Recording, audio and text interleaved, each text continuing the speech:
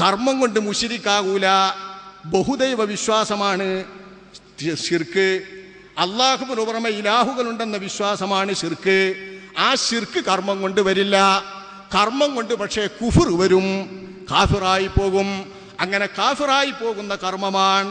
ഇത് പറയുമ്പോൾ വഹാബികൾക്ക് മനസ്സിലാവില്ല. ഓല് ശിർക്കിനേക്കാൾ വലുത് കാഫിർ, കുഫറിനേക്കാൾ വലുത് ശിർക്ക്, ഇതൊന്നും തരംതിരിക്കാറില്ല.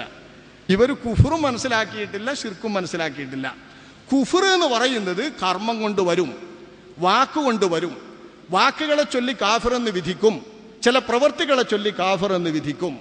അതേസമയം ശിർക്ക് വിധിക്കൂല. തൗഹീദിന്റെ സംസ്ഥാപനാർത്ഥം, അതിൻ്റെ ശരിയായ സുഗമമായ പ്രവർത്തനാർത്ഥം മുൻ സമുദായക്കാർക്കില്ലാത്ത പല ചിട്ടകളും മുസ്ലിമീങ്ങളുടെ തൗഹീദിനെ തുടർന്ന് തൗഹീദിന്റെ ചടങ്ങാക്കി, തൗഹീദിന്റെ മാർഗത്തിലാക്കി അല്ലാഹുവിന്റെ റസൂൽ പഠിപ്പിച്ചു. ഉദാഹരണം, ഒരു പടപ്പിനും മുമ്പിൽ സുജൂദ് ചെയ്യാൻ പാടില്ല. സുജൂദ് ചെയ്യാൻ പാടില്ല എന്നത് മുൻ സമുദായക്കാർക്കൊക്കെ അത്ര കർശനമായില്ല. അഭിവാദനത്തിന്റെ പേരിൽ സുജൂദ് ചെയ്തിരുന്നവരാണ് അള്ളാഹുവിന്റെ റസൂലിന്റെ മുൻപുണ്ടായിരുന്ന സമുദായങ്ങൾ അത്രയും. നമ്മളിതിവിടെ നല്ലോ ശ്രദ്ധിച്ച് മനസ്സിലാക്കണം. ഒരു സൃഷ്ടിക്ക് മുൻപിൽ സുജൂദ് ചെയ്യുക എന്ന് പറയുന്നത് തൗഹീദിന് വിരുദ്ധമായിരുന്നില്ല. കർമ്മങ്ങളുടെ കൂട്ടത്തിൽ ശിർക്ക് വരില്ല എന്ന് പറയാൻ ഏറ്റവും പ്രധാനപ്പെട്ട പോയിന്റാണിത്. കർമ്മങ്ങളുടെ ഇബാദത്ത് കർമ്മങ്ങളുടെ കൂട്ടത്തിൽ ഏറ്റവും മുന്തിയ കർമ്മം ഏതാണ്? ആര് പറഞ്ഞാലും ആര് ചിന്തിച്ചാലും സുജൂദ്. ഈ സുജൂദിനപ്പുറം വലിയ ഇബാദത്തിന്റെ കർമ്മം കിട്ടില്ല. ഈ ഇബാദത്തിന്റെ കർമ്മമായ സുജൂദ് എന്ന കർമ്മം അഭിവാദനത്തിന് വേണ്ടി അനുവദനീയമായിരുന്നു മുൻ സമുദായങ്ങളിൽ. തൗഹീദിന് വേണ്ടി വന്ന പ്രവാചകന്മാരിൽ പോലും വിശുദ്ധ ഖുർആൻ പറയുന്നുണ്ട്, വഖറൂ ലഹു സുജ്ജദാ, വഖറൂ ലഹു സുജ്ജദാ. യാക്കൂബ് നബി അലൈഹിസ്സലാമും തന്റെ 11 മക്കളും യൂസുഫ് നബി അലൈഹിസ്സലാമിന് മുൻപിൽ സുജൂദിലായി വീണുപോയി. സുജൂദ് ചെയ്ത് വീണുപോയി എന്നതിനെ അല്ലാമ ഇബ്നു കസീർ പറയുന്നു, ഐ സജദ ലഹു അബവാഹു വ ഇഖ്വതുഹു. യാക്കൂബ് നബി അലൈഹിസ്സലാം അടക്കമുള്ള യൂസുഫ് നബി അലൈഹിസ്സലാമിന്റെ പിതാവും ആ പിതാവിന്റെ പുത്രന്മാർ 11 പേരും യാക്കൂബ് നബിയുടെ ഭാര്യയും യൂസുഫ് നബി അലൈഹിസ്സലാമിന് സുജൂദ് ചെയ്തു. ഈ സുജൂദ് വകാന ദാലിക സായിഗൻ ഫീ ശരീഅതിഹിം, അവരുടെ ശരീഅത്തിൽ ഇത് അനുവദനീയമായിരുന്നു. അഭിവാദനത്തിന്റെ സുജൂദ് ഈ ശരീഅത്തിൽ മാത്രമല്ല, നബിയുടെ ശരീഅത്ത് വരുന്ന കാലം അത്രയും ഈ സുജൂദ് അനുവദനീയമായിരുന്നു. അല്ലാഹുവിന്റെ റസൂലിന്റെ ശരീഅത്തിലെത്തിയപ്പോഴാണ് ഈ സുജൂദ് ഹറാമാക്കപ്പെട്ടതും നിരോധിക്കപ്പെട്ടതും. നിരോധിക്കപ്പെട്ടുവെന്ന് മാത്രമല്ല, എത്ര കർക്കശമായി നിരോധിക്കപ്പെട്ടു. ഇന്നൊരാൾ ഒരു സൃഷ്ടിക്ക് മുൻപിൽ സുജൂദ് ചെയ്താൽ വിശദീകരണമല്ലാത്ത വിധം അയാളുടെ സുജൂദിനെ നമ്മൾ കുഫ്ർ എന്ന് വിശേഷിപ്പിക്കും. കർമ്മം കൊണ്ട് കാഫിറായി പോകും, മുർത്തദ്ദായി പോകും. കർമ്മം കൊണ്ട് മുശ്രിക്കാവൂല. ശ്രദ്ധിച്ച് മനസ്സിലാക്കി, കർമ്മം കൊണ്ട് മുശ്രിക്കാവൂല. ബഹുദൈവ വിശ്വാസമാണ് ശിർക്ക്. അല്ലാഹുവിന് പുറമെ ഇലാഹുകളുണ്ടെന്ന വിശ്വാസമാണ് ശിർക്ക്. ആ ശിർക്ക് കർമ്മം കൊണ്ട് വരില്ല. കർമ്മം കൊണ്ട് പക്ഷേ കുഫർ വരും, കാഫിറായി പോകും. അങ്ങനെ കാഫിറായി പോകുന്ന കർമ്മമാണ്. ഇത് പറയുമ്പോൾ വഹാബികൾക്ക് മനസ്സിലാവില്ല. ഓല് ശിർക്കിനേക്കാൾ വലുത് കാഫിർ, കുഫറിനേക്കാൾ വലുത് ശിർക്ക്, ഇതൊന്നും തരംതിരിക്കാറില്ല. ഒന്നറിയാം, ഇപ്പോൾ ഈ ശിർക്കാരോപണം പാടില്ല എന്നും പറഞ്ഞുള്ളൊരു പ്രമേയത്തിൻ്റെ അടിസ്ഥാനത്തിലുള്ള ഒരു ക്യാമ്പയിൻ നടത്തിക്കൊണ്ടിരിക്കുന്ന കാലത്ത് ഈ മുസ്ലിമീങ്ങളായ മുവഹിദീങ്ങളെയൊക്കെ ഇസ്തിഗാസയുടെയും തവസ്സുലിൻ്റെയും പേരിൽ ശിർക്ക് ആരോപിക്കുന്നു എന്ന് പറഞ്ഞപ്പോൾ മറുപക്ഷത്തിൽ നിന്ന് കേട്ടതെന്തായിരുന്നു? ശിർക്കല്ലേ ആരോപിക്കുന്നുള്ളൂ, ഞങ്ങൾ കുഫർ ആരോപിക്കുന്നില്ലല്ലോ എന്നാ. കുഫർ ആരോപിക്കുന്നില്ല, ശിർക്കല്ലേ ആരോപിക്കുന്നുള്ളൂ. കുഫറിന്റെ കൂട്ടത്തിൽപ്പെട്ട വിശ്വാസപരമായ ഏറ്റവും വൃത്തികെട്ട, ഏറ്റവും ഭയങ്കര ദുൽമാണ് ശിർക്ക്. ഇന്ന ശിർക ലദുൽമുൻ അദീം, അതിഗൗരവതരമായിരിക്കുന്ന ദുൽമാണ് ശിർക്ക്. ഈ ശിർക്ക് ആരോപിച്ചിട്ട് പറയാ, ആ ശിർക്കല്ലേ ഞങ്ങൾ ആരോപിക്കുന്നുള്ളൂ, കുഫർ ആരോപിക്കുന്നില്ലല്ലോ. ശിർക്ക് എന്ന് പറയുന്നതായിരുന്നെങ്കിൽ ആലോചിക്കണം. വലഖദ് അർസൽനാ ഫീ കുല്ലി ഉമ്മത്തിർ റസൂലൻ, ഓരോ തലമുറയിലും നാം റസൂലിനെ അയച്ചിട്ടുണ്ട് എന്ന് പറഞ്ഞ മുർസലീങ്ങളുടെ കൂട്ടത്തിൽപ്പെട്ട ഒരു മുർസലായ നബിയാണ് യാക്കൂബ് നബി അലൈഹിസ്സലാം. ഖുർആനിൽ പേര് പറയപ്പെട്ട മുർസലീങ്ങളിൽപ്പെട്ട ഒരു റസൂൽ. അതുപോലെ ഒരു മുർസലായ നബിയാണ് യൂസുഫ് നബി അലൈഹിസ്സലാം. യൂസുഫ് നബി അലൈഹിസ്സലാമിനിക്ക് യാക്കൂബ് നബി എന്ന മുർസലായ നബി സുജൂദ് ചെയ്യുമ്പോൾ ഈ സുജൂദ് ശിർക്കല്ല. കാരണം ലാ ഇലാഹ ഇല്ലല്ലാഹ് എന്ന തൗഹീദ് പഠിപ്പിക്കാൻ വേണ്ടി അയക്കപ്പെട്ട പ്രവാചകന്മാരും ദൂതന്മാരുമാണ് രണ്ടുപേരും. അവരിൽ നിന്ന് ശിർക്കുണ്ടാവൂല. തൗഹീദിന്റെ വിപരീതമായ ശിർക്ക് അന്നും ഇന്നും ഒന്ന് തന്നെ. അപ്പൊ സുജൂദ് എന്ന് പറയുന്നത് പണ്ടത്തെ കാലത്തുണ്ടായിരുന്നു. ഇത് നമ്മളിവിടെ അടിവരയിട്ട് മനസ്സിലാക്കണം. എന്തിനെന്നറിയോ? ഇപ്പത്തെ നമ്മളെ വിദേഹത്തിന്റെ ആൾക്കാർ ശിർക്ക് എന്ന് പറയൽ എന്തിനാണ് എന്ന് മനസ്സിലാക്കുമ്പോൾ ഇത് ആവശ്യമായി വരും. അതിനാണ് ഞാൻ ഇത്ര അടിവരയിട്ട് വീണ്ടും വീണ്ടും പറയുന്നത്.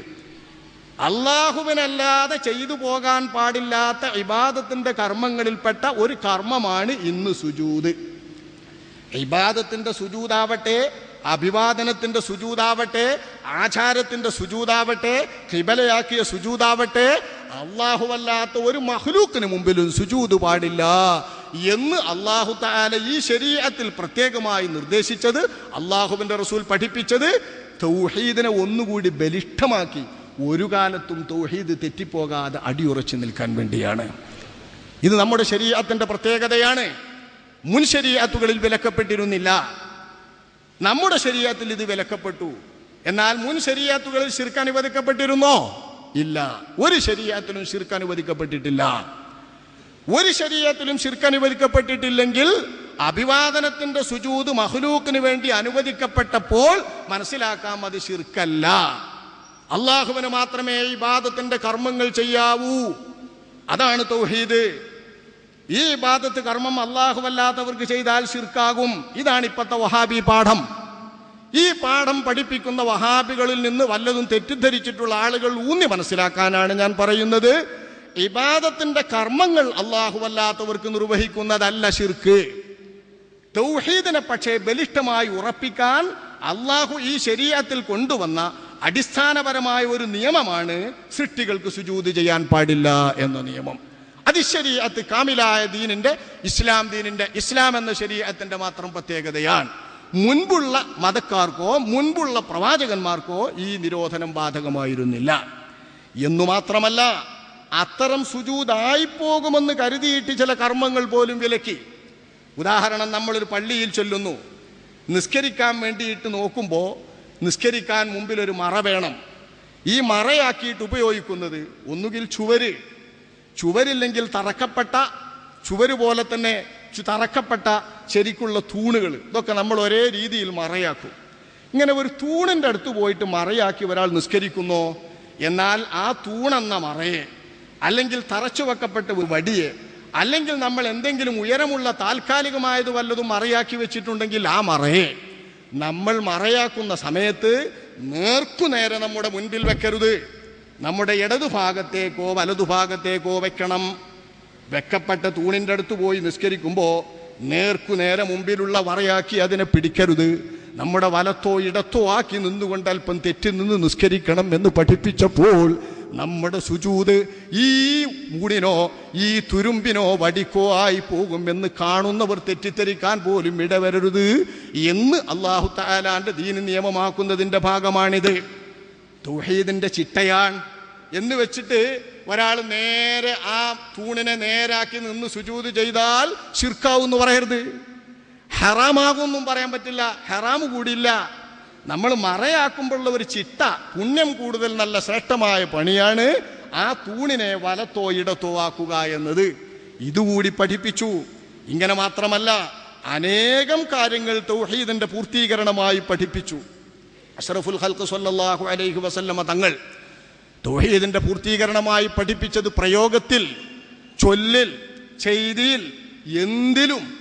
ഉദാഹരണം, അള്ളാന്റെ റസൂലിന്റെ സ്വഹാബാക്കൾ പലപ്പോഴും പറയുമ്പോൾ നമ്മളെ നാടൻ ഭാഷക്കാർ പറയലോ, അള്ളും റസൂലും എത്തിച്ചിട്ട് എൻ്റെ അടുത്ത് കാര്യമല്ല, എടോ 1000 റുപ്യ തരുമോ, അള്ളും റസൂലും എത്തിച്ചിട്ട് ഒരു പൈസ എൻ്റെ അടുത്തില്ല എന്ന് നമ്മൾ സാധാരണക്കാർ പറയും. അള്ളും റസൂലും എത്തിച്ചിട്ട് ഇൻഷാ അള്ളാ ഞാൻ മറ്റന്നാൾ തരാം, അള്ളും റസൂലും എത്തിച്ചാൽ എന്ന് പറയും. ഇതിൻ്റെ അറബ് വാക്യമാണ് ഇൻഷാ അള്ളാഹു റസൂലു, അള്ളും റസൂലും എത്തിച്ചാൽ, അള്ളും റസൂലും ഉദ്ദേശിച്ചാൽ. ഇത് അറബികളും പറയും, വിശ്വാസികളും പറയും, മദീനത്തെ സ്വഹാബാക്കൾ പറയും.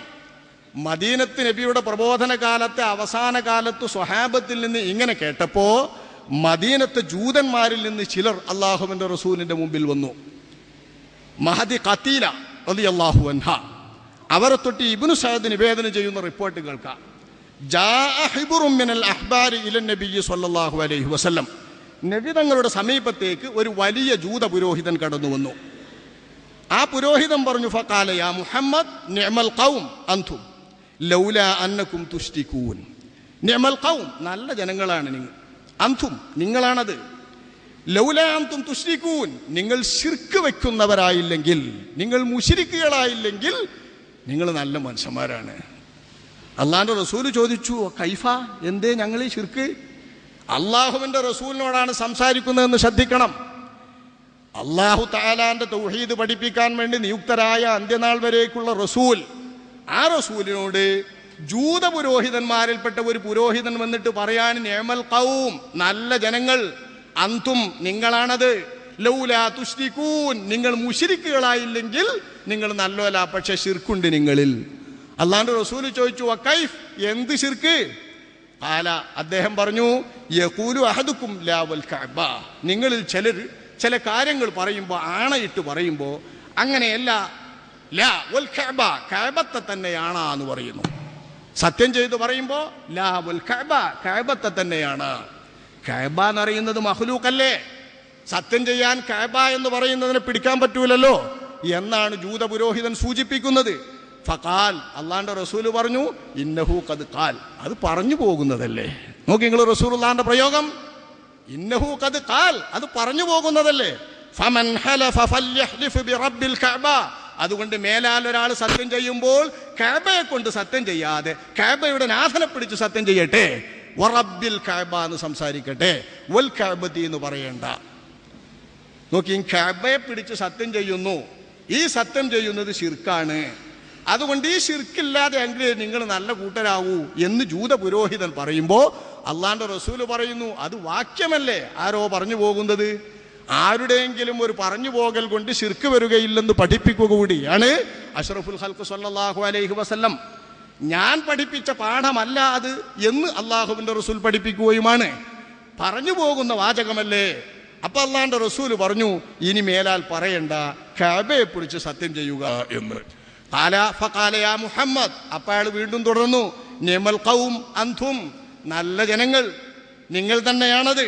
ലൗലാ അന്നകും തജ്അലൂന ലില്ലാഹി അന്ദാദാ, അള്ളാഹുവിന് എതിരാളി ദൈവങ്ങളെ ആക്കുന്നല്ലോ നിങ്ങൾ, എതിർ ദൈവങ്ങളെ അള്ളാഹുവിന് സ്ഥാപിക്കുന്നല്ലോ നിങ്ങൾ.